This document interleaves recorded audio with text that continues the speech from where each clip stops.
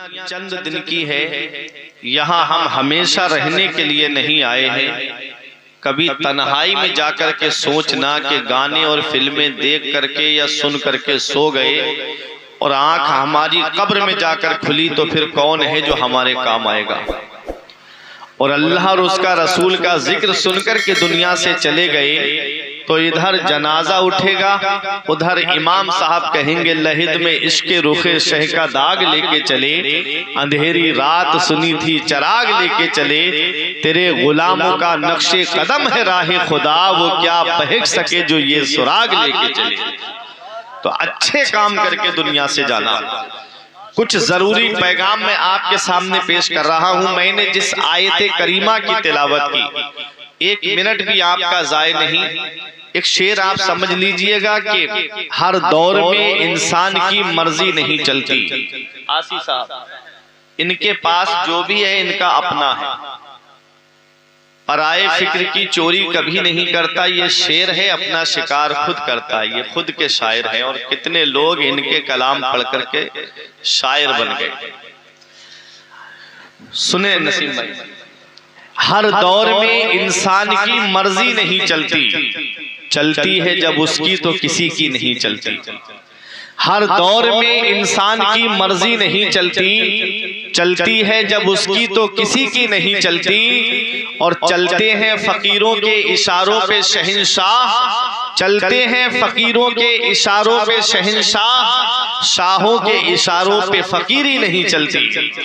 चलते हैं फकीरों के इशारों पे शहंशाह, शाहों के इशारों पे फकीरी नहीं चलती। और इन्हीं का कलाम है कि अता कर ऐ खुदा सदका अली जहरा की शादी का, रहे इस शादी पर साया अली जहरा की शादी का। जो रिश्ता होने वाला है वो जन्नत तक रहे कायम, तुझे है वास्ता मौला अली जहरा की शादी का, तुझे है वास्ता मौला अली जहरा की शादी का। नजर आते हैं जो चारों तरफ सैयद जमाने में, ये किसका सदका है लोगों अली जहरा की शादी का। तो मैंने कुरान की एक आयत करीमा तिलावत करने का शरफ हासिल किया। मेरा रब इरशाद फरमाता है व अनकिहुल अयामा मिनकुम वस्सालिहीन मिन इबादिकुम व इमाइकुम।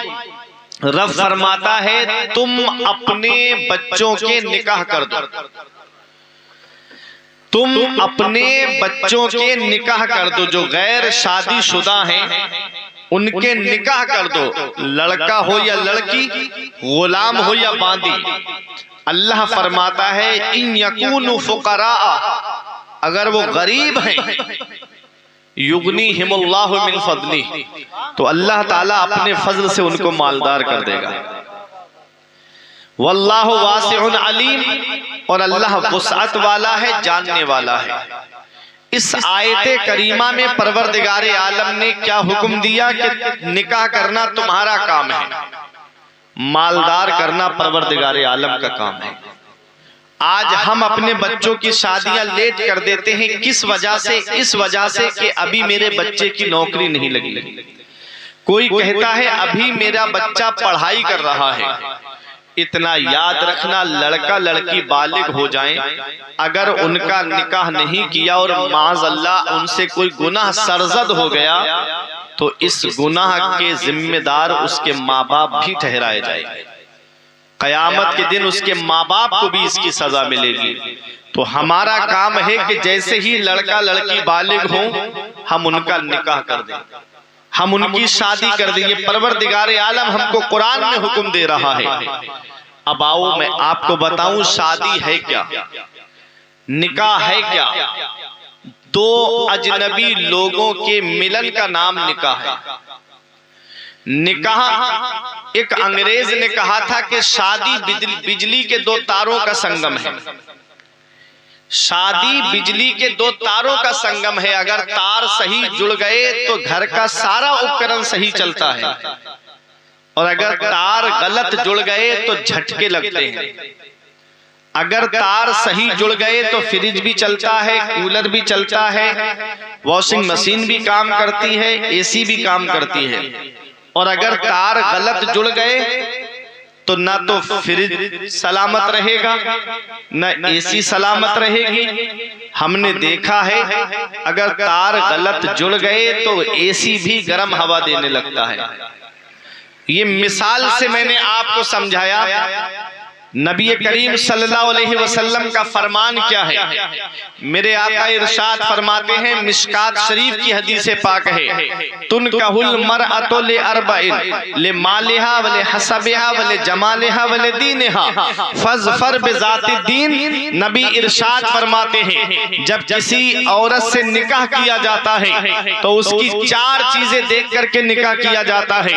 या तो लड़की की दौलत देख करके निकाह किया जाता है, या लड़की का खानदान देख करके निकाह किया जाता है, या उसका हुस्न जमाल देख करके निकाह किया जाता है, या उसकी दीनदारी को देख करके निकाह किया जाता है।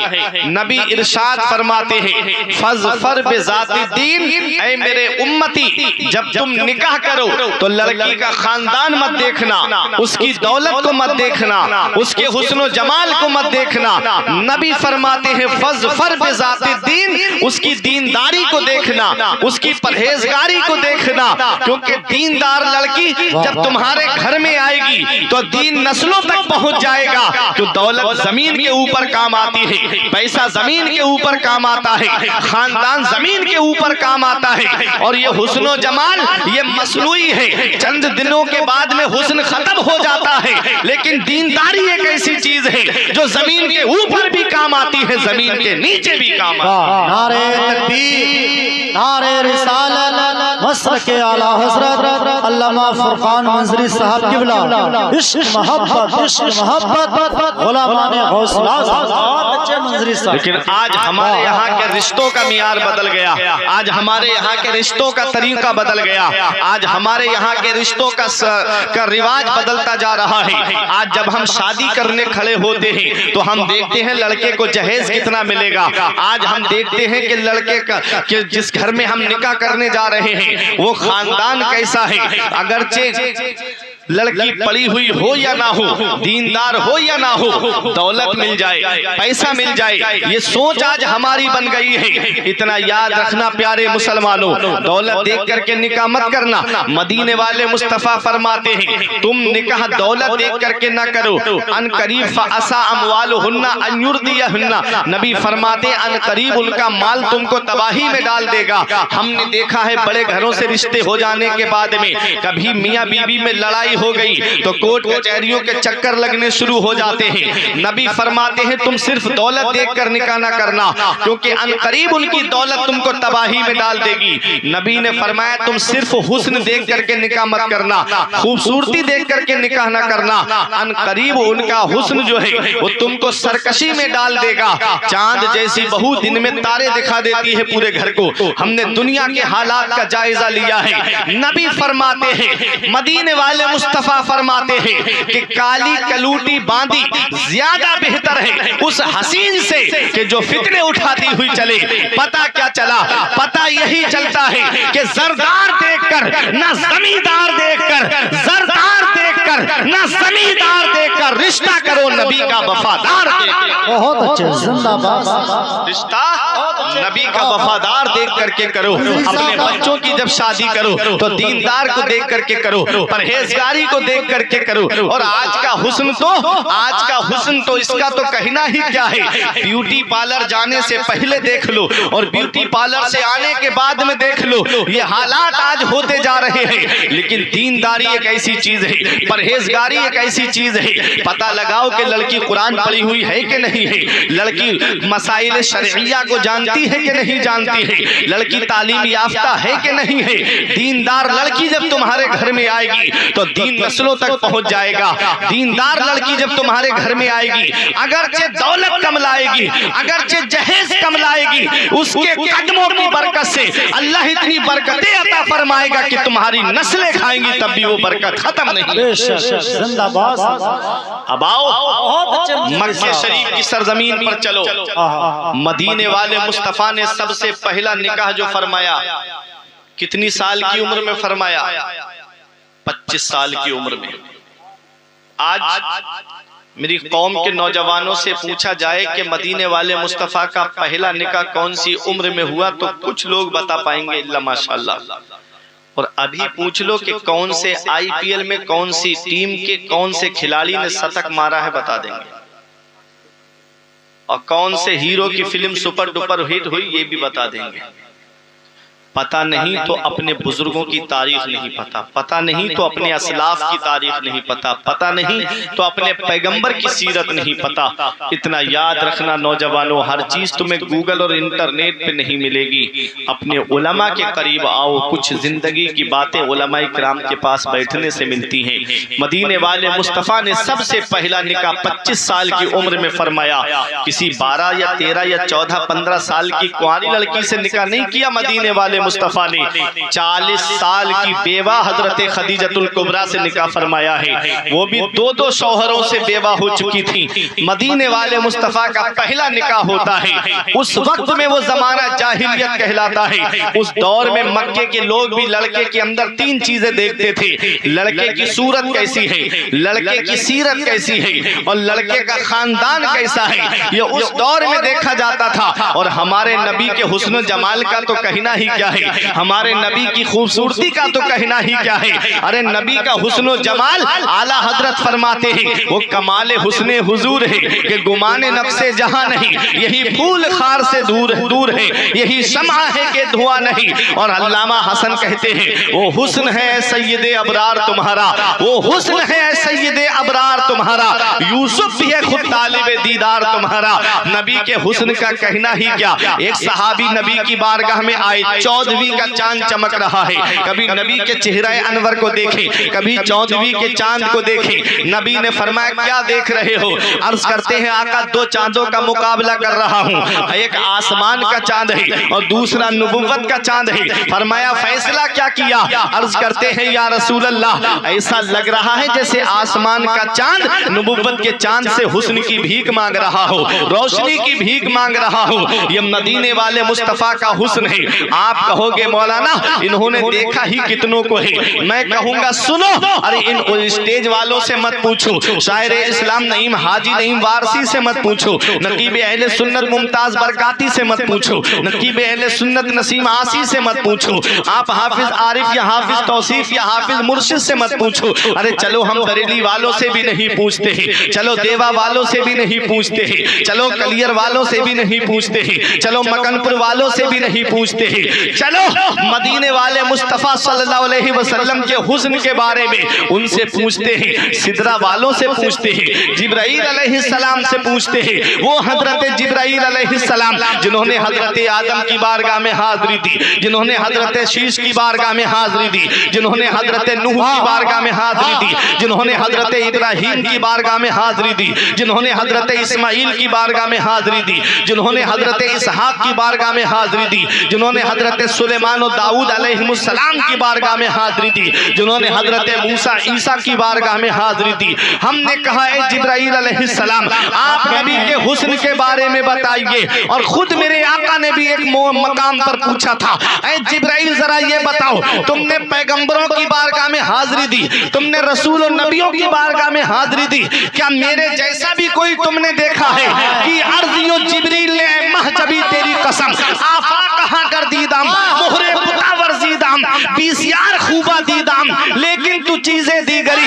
जिब्राइल अलैहिस्सलाम कहते हैं कल्लबतुल अर्दा मशारिकहा व मगारिबहा फलम अरा मिस्ला मुहम्मदिन। या रसूल अल्लाह मैंने मशरिक और मगरिब को उलट पलट करके देखा, मैंने शिमाल और जुनूब को उलट पलट करके देखा। ऐ मदीने वाले मुस्तफा आपकी मिस्ल ना मशरिक में है ना मगरिब में है। आला हजरत पुकार के कहते हैं यही बोले सिदरा वाले चमाने जहां के थाले, यही बोले सिदरा वाले चमाने जहां के थाले, सभी मैंने छान डाले तेरे पाए का ना पाया, तुझे यक ने यक बनाया, तुझे हमद है खुदा। नारे तकबीर, नारे रिसालत, शान मुस्तफा, अस्मत मुस्तफा, वकार मुस्तफा, इख्तियारात मुस्तफा, तसर्रुफात मुस्तफा, मसलक आला हज़रत, इश्क मोहब्बत, इश्क मोहब्बत।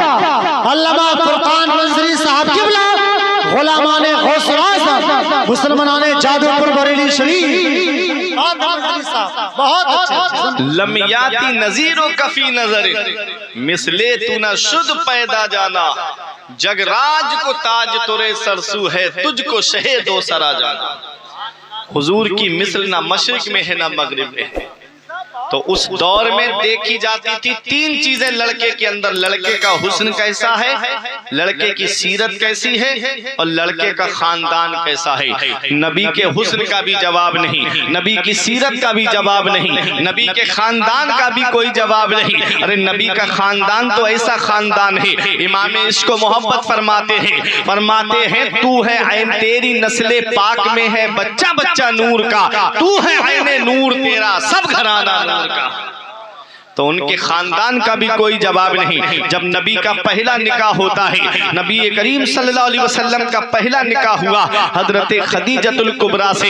हजरत खदीजतुल कुबरा 40 साल उम्र है हजरत खदीजा की, दो शौहरों से बेवा हो चुकी हैं हजरत खदीजतुल कुबरा।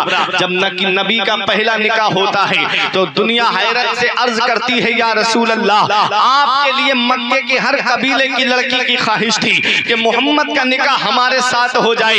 या रसूल अल्लाह, आपने पहला निकाह 12 साल या 13 या 14 15 साल की किसी कुंवारी लड़की से क्यों नहीं फरमाया? आपने निकाह किया तो 40 साल की बेवा खदीजा थे। तो मेरे आका का किरदार बोल रहा था, नबी का कैरेक्टर बोल रहा था, नबी का अखलाक बोल रहा था, नबी की सीरत बोल रही थी कि औरों के निकाह में और मेरे निकाह में बहुत बड़ा फर्क है। और निकाह करते हैं नफसानी ख्वाहिशात की लज्जत के लिए, और नबी ने निकाह फरमाया है बेवाओं की इज्जत के लिए। कौन था बेवाओं का, कौन था बेवाओं के सरों पे इज्जत की चादर रखने वाला? मदीने वाले मुस्तफा हैं जिन्होंने बेवाओं के सरों पे इज्जत की चादर रखी। बेटियों को जमीन में जिंदा गाड़ दिया जाता था, कौन था बेटियों को बचाने वाला? मदीने वाले मुस्तफा ने बेटियों को जमीन में जिंदा दरगोर होने से बचाया। और नबी ने अपनी बेटी फातिमा को गोद में लेके फरमाया, फातिमा तो बिदअतुम मिन्नी, फातिमा मेरे जिगर का टुकड़ा है, मेरी बेटी मेरे जिगर का टुकड़ा है। बहन को भाई अपने हाथों से ज़िबाह कर देता था। मदीने वाले मुस्तफा ने अपनी रजाई बहन हजरत शीमा से मोहब्बत करके बहनों से प्यार करना सिखाया। बेटा माँ को अपनी बाजार में बेच आता था, मदीने वाले मुस्तफा ने अपनी रजाई माँ हलीमा सादिया से प्यार करके माओं से प्यार करना सिखाया है। ये मेरे नबी की सीरत है, ये मेरे नबी का अखलाक है, ये मेरे नबी का उसवाए हसना है। आओ जरा तारीख उठा करके देखिएगा, वक्त ज्यादा न लेकर के मुख्तसर से अंदाज में अर्ज करता हुआ चलूं। शादी आज तुम्हारे यहाँ पर भी होती है, शादी हमारे यहाँ पर भी होती है, लेकिन किसी की शादी में नमाजी शामिल होते हैं, किसी की शादी में हाजी शामिल होते हैं, किसी की शादी में उलमा शामिल होते हैं, किसी की शादी में पीर शामिल होते हैं, किसी की शादी में नेता आते हैं, किसी की शादी में लीडर शामिल होते हैं। आओ जरा किसी की शादी में बेनमाजी शामिल होते हैं, किसी की शादी में जुआरी और शराबी शामिल होते हैं। लेकिन एक निकाह ऐसा भी हुआ है मदीने शरीफ की सरजमीन पर, एक निकाह ऐसा भी हुआ है मदीने शरीफ की सरजमीन पर जिसमें इंसान भी शामिल है, जिसमें पैगंबर इस्लाम भी शामिल है, सारे नबियों के सरदार भी शामिल है। और रिवायतों में मिलता है उस निकाह के अंदर अल्लाह की रहमत के 40,000 फरिश्तों ने भी शिरकत की थी। अल्लाह अकबर। जिसमें बेगुनाह मखलूक शिरकत करे वो निकाह कितना बरकत वाला होगा, वो निकाह कितनी अजमत वाला होगा, वो निकाह कितनी शान वाला होगा। मदीने वाले मुस्तफा जब अपनी बेटी फातिमा का निकाह करने का इरादा फरमाते हैं तब हजरत अबू बकर सिद्दीक ने निकाह की ख्वाहिश जाहिर की, उमर फारूक आजम ने निकाह की ख्वाहिश जाहिर की। नबी ने कोई जवाब नहीं दिया। मेरे आका की बारगाह में हजरत अली शेरे खुदा आए, नबी ने इरशाद फरमाया, अली तुम फातिमा के निकाह के ताल्लुक से आए हो? अर्ज किया, हाँ या रसूल अल्लाह। नबी ने फरमाया, महर अदा करने के लिए तुम्हारे पास क्या है? अर्ज किया, आका 3 चीजें हैं, एक मेरे पास तलवार है, एक मेरे पास जिरा है और एक मेरे पास में नेजा है।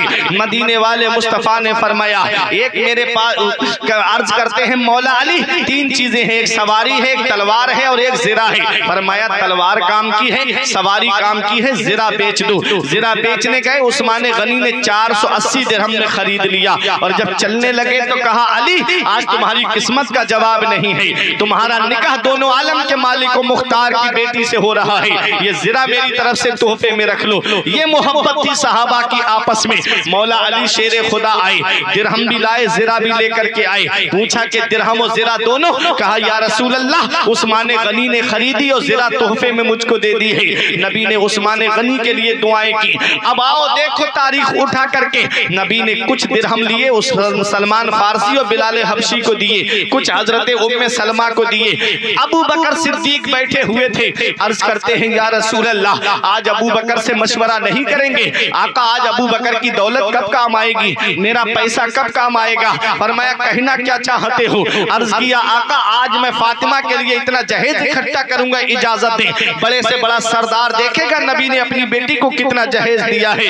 नबी ने जब इतना सुना आंखों में आंसू आ गए। फरमाते हैं अबू बकर मैं अपनी बेटी को जहेज दूंगा तो मेरी उम्मत के उन गरीबों का क्या होगा जिनके घर में कई कई बेटियां जवान होंगी, वो कहां से इतना जहेज इकट्ठा करेंगे? आज जहेज की लानत ने मेरे मुआशरे को तबाह कर दिया। आज जहेज की लानत ने कितने घरों को, परिवारों को तबाह बर्बाद कर दिया। आज कोर्ट कचहरियों पे जाकर के देखो तो तुमको लगे मुस्लिम बेटियां और बहनें आज कितनी ऐसी हैं जो परेशान कोर्ट कचहरियों के चक्कर लगा रही हैं। और चंद सालों पहले एक आयशा नाम की लड़की ने भी तो समंदर में कूद करके जान दी थी जहेज की लानत की वजह से। इस जहेज की लानत ने कितने घर तबाह कर दिए। आज कितने घर, एक बात मेरी समझ में नहीं आती, अगर कोई गरीब जहेज मांगे तो समझ में आता है कि उसके घर में है नहीं इसलिए जहेज मांग रहा है। अमीरों को क्या पड़ी थी, अल्लाह ने उनको तो दौलत से नवाजा, अल्लाह ने उनको तो कारों से नवाजा, अल्लाह ने उनको तो मोटरसाइकिलों से नवाजा। उनके घर में तो सब कुछ लगा है, एसी उनके घर में लगा है, कूलर उनके घर में चल रहा है, वॉशिंग मशीन उनके घर में लगा हुआ है, सब कुछ है। गरीब मांगे तो समझ में आता है कि उसके घर में है नहीं, इसलिए मुतालबा कर रहा है। अमीरों को क्या पड़ी थी जहेज मांगने की, लेकिन जितनी ज्यादा दौलत उतना ही बड़ा मुंह फैला हुआ है कि मेरे पड़ोस में फला को शिफ्ट मिली है, मुझको क्रेटा चाहिए, क्रेटा मिल गई है तो मुझे उससे ऊपर की गाड़ी चाहिए। ये हालात आज हमारे मुआशरे के होते जा रहे हैं, जिसने आज मेरे मुस्लिम मुआशरे को तबाह कर दिया। न जाने कितनी मुस्लिम बेटियां इर्तिदाद की तरफ चली गईं, न जाने कितनी मुस्लिम बेटियां मुर्तद्दा हो गई, कितनी मुस्लिम बेटियां जिन्होंने इस्लाम धर्म को छोड़ दिया। माज़अल्लाह, कभी तुमने इसका जायजा लिया है? इसकी दो वजह मेरे सामने आती है।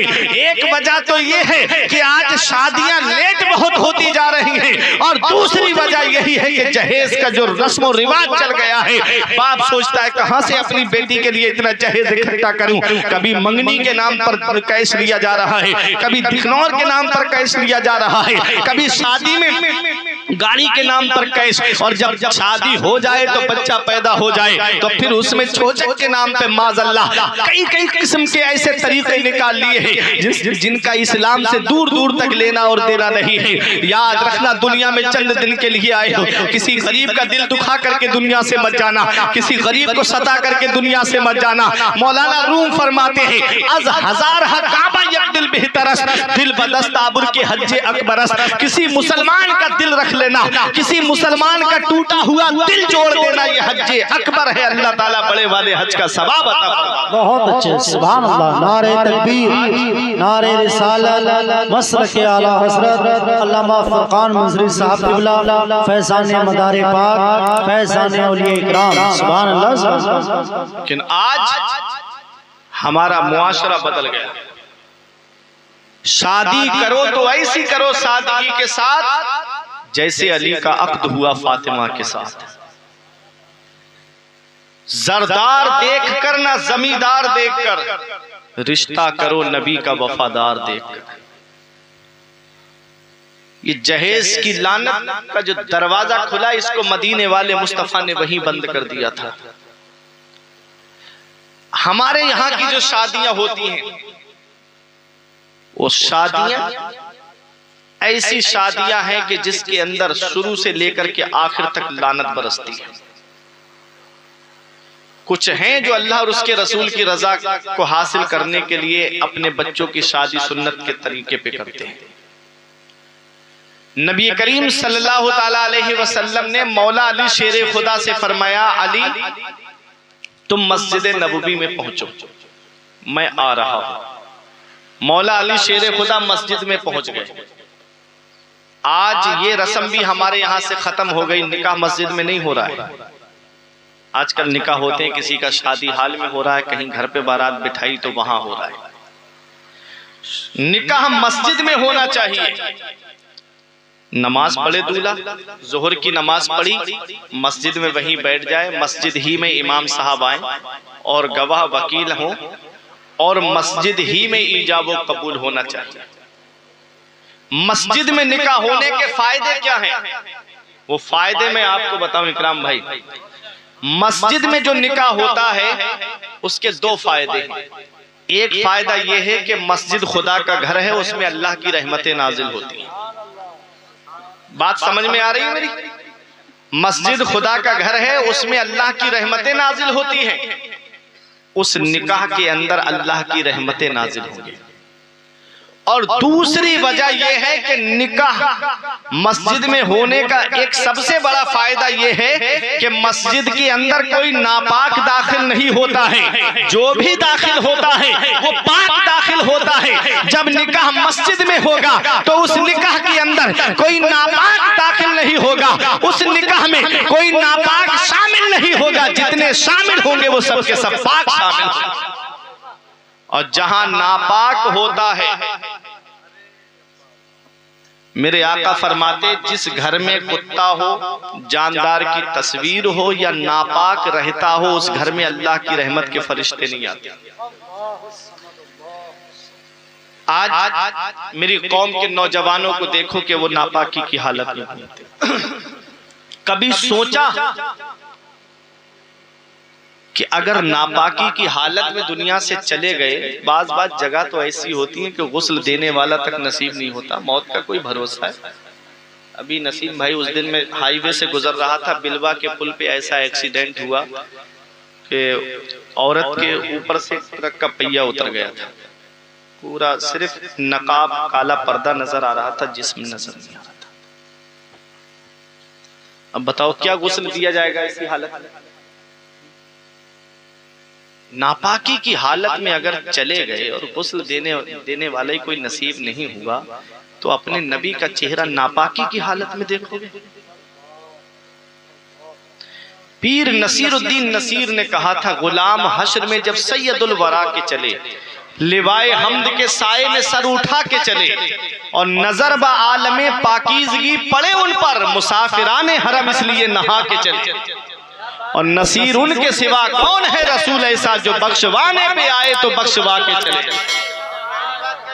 तो पाकीज़गी की हालत में अपने नबी का चेहरा अनवर देखो। और नापाक तो वैसे भी घर में नहीं होना चाहिए आदमी को। जहां नापाक होता वहां अल्लाह की रहमत के फरिश्ते नहीं आते। तो निकाह मस्जिद में होना चाहिए, क्योंकि मस्जिद के अंदर कोई नापाक दाखिल नहीं होता है। उस निकाह में जितने लोग शामिल होंगे वो सब के सब पाक होंगे, और जहां पाक होते हैं वहां अल्लाह की रहमतें नाजिल होती हैं। नबी ने फरमाया, अली मस्जिद नबवी में पहुंचो। अली शेर खुदा मस्जिद नबवी शरीफ में आए। अब देखो नबी ने अपनी बेटी फातिमा से फरमाया, फातिमा मैंने तुम्हारा निकाह अपने खानदान में सबसे बेहतर के साथ किया है, बताओ मेरी बेटी तुम्हारी क्या मर्जी है।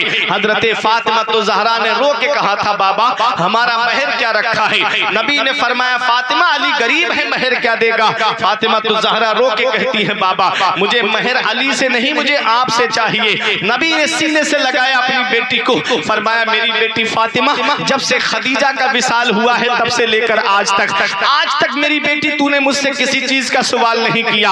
आज पहली बार तूने मुझसे कुछ मांगा है, मांग मेरी बेटी मैं तुझे दूंगा। हजरत फातिमा ने रो के कहा था, बाबा मुझे सोना चांदी नहीं चाहिए, मुझे सीमो जर नहीं चाहिए, बाबा मुझे कोई जोड़े नहीं चाहिए। फरमाया बेटी फिर क्या चाहिए। हजरत फातिमा रो के कहती है, बाबा मैंने रात में आपको उम्मत के गम में आंसू बहाते हुए देखा है, मैंने रात को उम्मत के गम में रोते हुए देखा है, पूरी रात आपको उम्मत के गम में आंसू बहाते हुए देखा है। बाबा बस इतनी इजाजत मिल जाए कि कयामत के दिन जब आप उम्मत की शफाअत की दुआ कर रहे हो तो फातिमा पीछे से आमीन कह दे, इतनी इजाजत मिल जाए। नबी फरमाते हैं, फातिमा तूने बहुत बड़ी चीज मांग ली। हजरत जिब्राइल अलैहिस्सलाम को रब ने हुक्म दिया, मेरे महबूब के पास जाओ और मेरा सलाम कहना, और मेरे महबूब से कह देना कि बेटियां दरवाजे से खाली हाथ नहीं लौटाई जाती है। कयामत के दिन महबूब उम्मत की शफाअत की दुआ करना तुम्हारा काम है, आमीन कहना फातिमा का काम है, और जन्नत देना परवरदिगारे आलम का काम है।